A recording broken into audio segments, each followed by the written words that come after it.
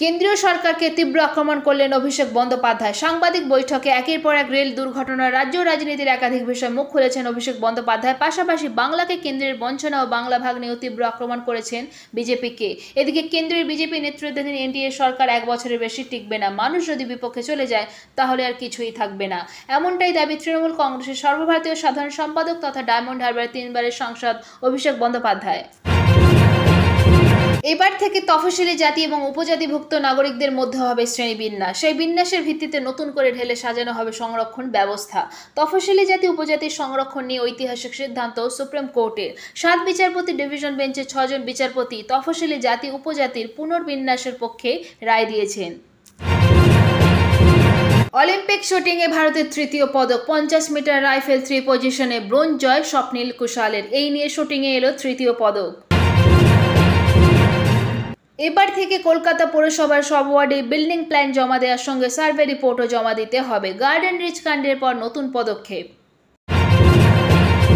Presidency বিশ্ববিদ্যালয় ঘেরাও উপাচার্য। ফি বৃদ্ধির প্রতিবাদে প্রেসিডেন্সি বিশ্ববিদ্যালয় আন্দোলন। এসএফআই এর নেতৃত্বে ফি কমানোর দাবিতে গত 1 সপ্তাহ ধরে আন্দোলন চলছে প্রেসিডেন্সিতে। আলুর ন্যায্য মূল্যের দাবিতে বৃহত্তর আন্দোলনে নামার হুঁশিয়ারি কৃষকদের। আলুর ন্যায্য মূল্য এবং পাশাপাশি সারের কালোবাজারি রুখতে বিক্ষোভ মিছিল করে জেলা শাসকের দপ্তরে আসেন কৃষকরা।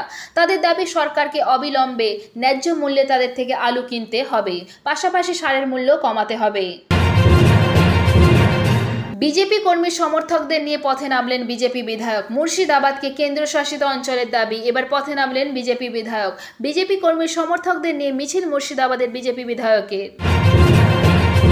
উত্তরাখণ্ডে কেদারনাথ যাত্রায় বিপত্তি। প্রবল বৃষ্টিতে ভীমবালিতে আটকে পড়েছেন 150 থেকে 200 জন তীর্থযাত্রী। কেদারনাথে মেঘ ফেটে ক্ষতিগ্রস্ত হয়েছে 30 মিটার ফুটপাত। যাতায়াত করতে পারছেন না পথচারী ও তীর্থযাত্রীরা। তারা নিরাপদে রয়েছেন বলে জানিয়েছেন স্থানীয় প্রশাসন। ওয়েনারের বিপর্যয় স্থলে পৌঁছেছেন রাহুল গান্ধী এবং প্রিয়াঙ্কা গান্ধী ভটরা।